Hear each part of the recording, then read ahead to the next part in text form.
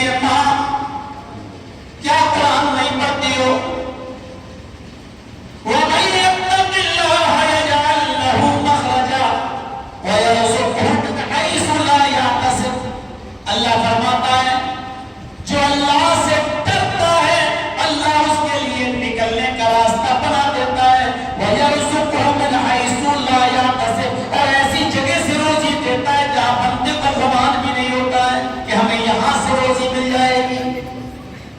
اچھا حضرت عمر اس کی قرآن کی آیت بھی سنتے ہیں، مکان نمبر نوٹ کرتے ہیں اور آگے بڑھ جاتے ہیں۔ کچھ نہیں کہا اس گھرانوں سے، صبح ہو کر ماں اور بیٹی دونوں کو بلا لیا، ماں بھی آئی اور بیٹی بھی آئی، دونوں کو بلایا اور بلانے کے بعد کہا اے بوڑھی اور ماں یہ تمہاری بیٹی ہے؟ کہاں؟ کل رات میں کتنا دودھ میں پانی ملایا تم دونوں نے؟ بڑھیا کہتی ہے کہاں ملایا، ملانے کے لیے بول رہی چیز سے ملایا ہی کہاں؟ آپ کو کیسے معلوم؟ کہ میں جو پوچھ رہا ہوں وہ بتاؤ کتنا پانی ملایا؟ کہا کچھ نہیں ملایا۔ تم تو بول رہی تھی نا؟ کہا میں بول رہی تھی لیکن یہ پانی نہیں ملائی۔ حضرت عمر نے کہا کہ ماں میں جانتا ہوں اس نے پانی نہیں ملایا بلکہ اس نے تم سے یہ کہا عمر کا اعلان ہوا ہے۔ کہا جی پھر تم نے یہ بھی کہا ہے عمر اتنی رات میں نہیں دیکھ رہا ہے پانی ملا لو، تو پھر اس نے یہ جواب دیا عمر نہیں دیکھ رہا ہے تو کیا ہوا عمر کا رب تو دیکھ رہا ہے۔ کہاں؟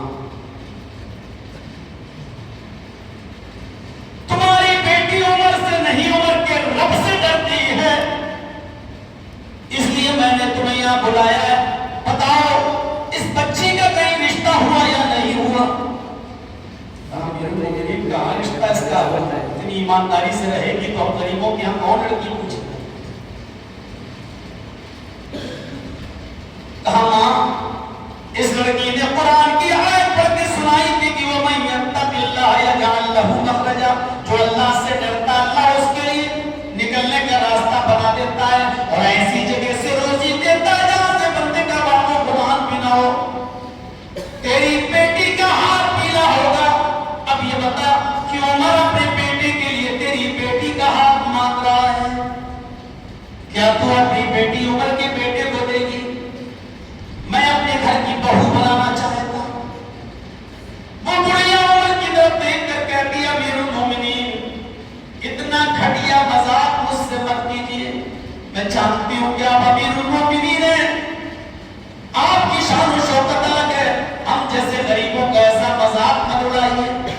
حضرت عمر روتے ہوئے کہتے ماں میں مذاق نہیں کر رہا ہوں، مجھے اپنے گھر کے لیے یہ بہو چاہیے، تیری بیٹی چاہیے، اپنے بیٹے کے لیے چاہیے، اس لیے کہ تیری بیٹی عمر سے نہیں عمر کے رب سے ڈرتی ہے۔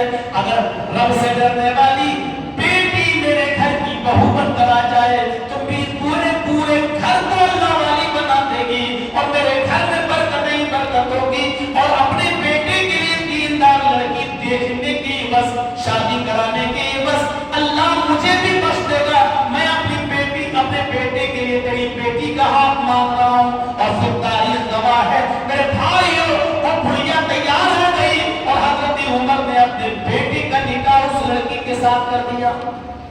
آپ کے گاؤں میں تو لڑکیاں اس لیے بیٹھی ہوئی ہیں کیونکہ ان کو اچھے لڑکے نہیں مل رہے، اور اچھے لڑکے مل رہے ہیں آپ کے یہاں دیندار تو آپ کی بیٹی کے اسٹیٹس کے مطابق نہیں ہے، ان کے لیبل کے مطابق نہیں ہے، اور اس کا الٹا بھی ہو رہا ہے۔ بہت سے لڑکے اس لیے 25 اور 28 اور 30 سال کے ہو گئے ہیں کیونکہ وہ جتنا مال چاہتے ہیں ان کو اتنا مال نہیں مل پاتا۔ تو ان کا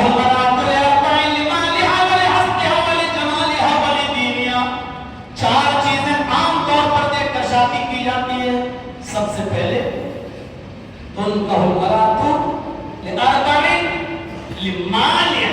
سب سے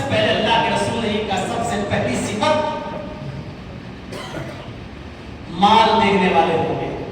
لڑکی سے شادی کریں گے دیکھیں گے مال کتنا, جس کی مثالیں اکثر بہت خراب دیا کرتے ہیں. آپ لوگ برداشت کر پائیں گے کہ نہیں کر پائیں گے اللہ بہتر جانے. بہار بنگال اور جھارکھنڈ کے لوگ تو برداشت کر رہے ہیں. یہ صفت ہوتی ہے کتے کی. وہ اس دروازے پر جاتا ہے جہاں اس کو معلوم ہے کہ ہڈیاں ہمیں سب سے زیادہ ملیں گی. جس کو زیادہ ہڈیوں کا لالچ ہوتا ہے وہ اس دروازے پر جاتا ہے, اسی کے سامنے تو ملاتا ہے.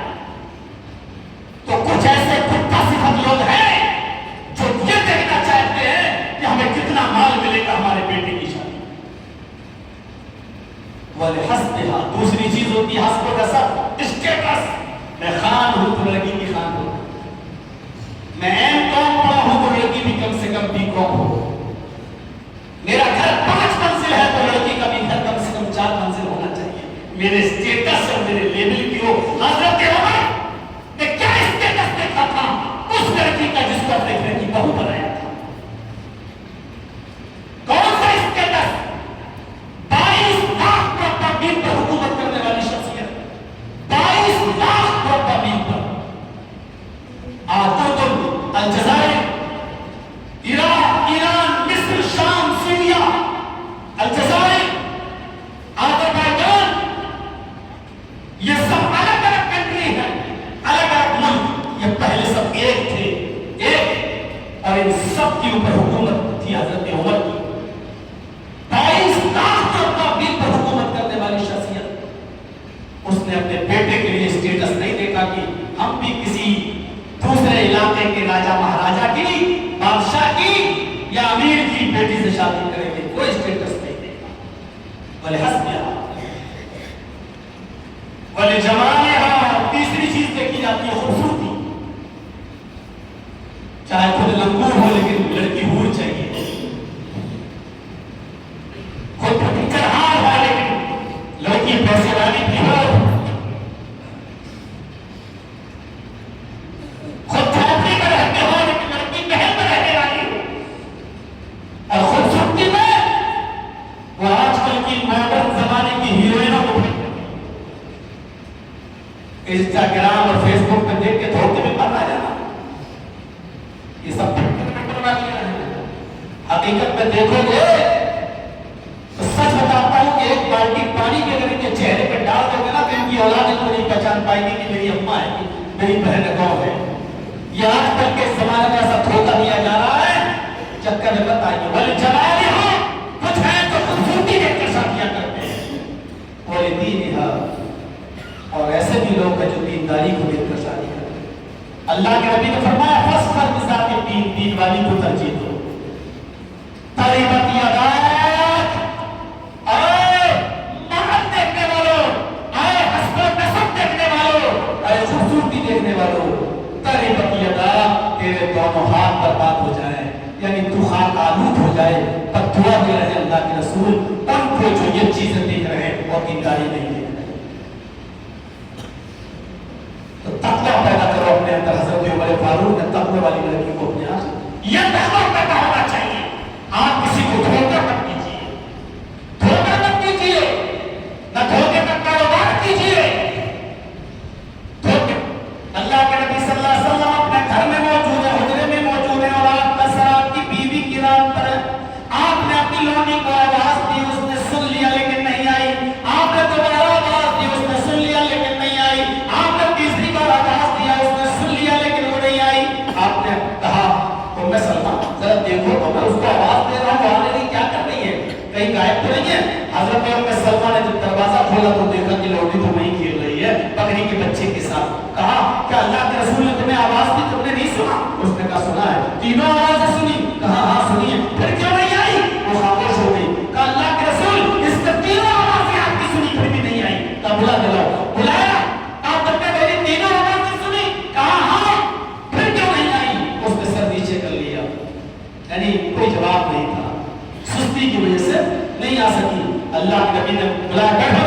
مسواک جو کان پہ لگی ہوئی تھی, آپ مسواک ہر وقت کان میں لگاتے تھے. جیسی نماز کا ٹائم ہو جلدی سے مسواک کیا اور جلدی سے وضو بنایا اور فوراً مسجد کی طرف. تو مسواک کان میں لگی رہتی تھی, اس مسواک کو کان سے نکالا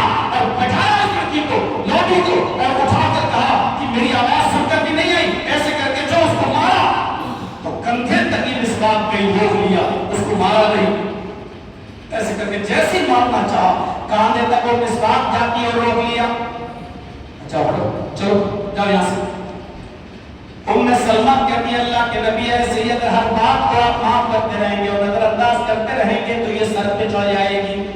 आज आपकी ये बात नहीं मानी, कल और बात नहीं मानेगी। आप किसी को बदला नहीं देते हैं, आप किसी को सजा नहीं देते, इसलिए सर पे चढ़ रही है। आप इसको सजा दीजिए, आप इसको मारने वाले थे फिर क्यों नहीं मारा? अल्लाह के नबी फरमाते आए उम्मे सलमा मैंने मारने के लिए मिसवाक निकाली और उसकी पीठ तक ले गया। मेरा दिल चाह रहा था कि एक दो मिसवाक उसको मार दूं, एक दो मिसवाक उसकी पीठ पर मार दूं, लेकिन जैसी वो मिसवाक उसकी पीठ तक गई मैंने रोक लिए सोचकर कहीं उसकी गलती से बढ़कर मेरी दी हुई सजा ना हो जाए, मेरी सजा उसकी गलती से ज्यादा ना हो जाए, कहीं ऐसा ना हो कि मैं उसको मार दूं ये उसकी गलती से ज्यादा हो और कयामत के दिन ये मेरा मुकदमा अल्लाह के दरबार में पेश कर दे और मुझे भी जवाब के लिए खड़ा होना पड़े। मैंने इसलिए मिसवाक रोक दी कहीं उसकी मेरी सजा उसकी गलती से ज्यादा ना हो जाए, इसलिए मैंने माफ कर दिया क्योंकि मैं माफी को पसंद करता हूँ। ये उस नबी का हाल है जो जन्नती है, ये उस नबी का हाल है जो जन्नत का दरवाजा सबसे पहले खटखटाएगा, ये उस नबी का हाल है जिसके लिए मकाम महमूद बनकर तैयार किया गया है, ये उस नबी का हाल है तकने का। इसलिए मैंने उसको नहीं माना कि कहीं मेरी सजा उसकी गलती से ज्यादा ना हो जाए और कयामत के दिन ये मुझसे हिसाब किताब में सवाल जवाब ना हो जाए और अल्लाह के दरबार में खड़ा ना हो जाओ। ये डर रोजा पैदा करता है मेरे भाइयों। अगर रमजान के रोजे ये डर हमारे अंदर पैदा कर रहे हैं, ये खौफ हमारे अंदर पैदा कर रहे हैं और ये तकवा हमारे अंदर पैदा कर रहे हैं, तब तो हमारे रोजे अल्लाह के यहाँ कबूल है। और अगर रमजान का महीना ये खौफ ये तकवा ये डर अगर हमारे अंदर पैदा नहीं कर सका तो माफ कीजिएगा, हम फाका कर रहे हैं, हम सिर्फ भूखे और प्यासे हैं, हम सिर्फ रातें जाग रहे हैं, इसके अलावा कुछ नहीं। एक घंटे का पता नहीं चला, मेरी 9 बजे से लेकर 10 बज गया है, मुझे भी खुद एहसास नहीं हुआ 1 घंटा का पता चला। वैसे मैं थकावट होने लगती थी लेकिन आज कुछ थकावट भी महसूस नहीं हुई, पता ही नहीं चला कि कहाँ चला गया। लेकिन फिर भी मैं आपका ज्यादा वक्त नहीं लूंगा मेरे भाइयों, वादा अपनी जगह पर वादा है, हमें रात में सफर भी करना है और दूसरी बात यह है कि आप लोगों को भी उठना है। कभी शब कदर होती तो हम ज्यादा टाइम ले लेते, लेकिन मेरी शब कदर ऐसा बुक है 21वीं शब कदर मेरी जयतारण में राजस्थान में है और 23 और 25 हमारी कर्नाटक में है बीजापुर और 27वीं शब कदर मेरी बम्बई में 16 प्रमाणों में है और आखिरी शब कदर मैं अपने शहर डाबा में रहता हूँ और वहीं पर मैं की नमाज भी पढ़ाता हूँ। तो ये सब बुक है, इसलिए मैंने टाइम का मना कर दिया था मैं ले नहीं पाऊंगा। लखनऊ है करीब में, जब भी आप याद करेंगे इंशाअल्लाह मैं आता रहूँगा। अल्लाह से दुआ करता हूँ कि हमारी खताओं को माफ फरमाए, हमारे रोज़ों के अंदर जो तकवा पैदा करने के लिए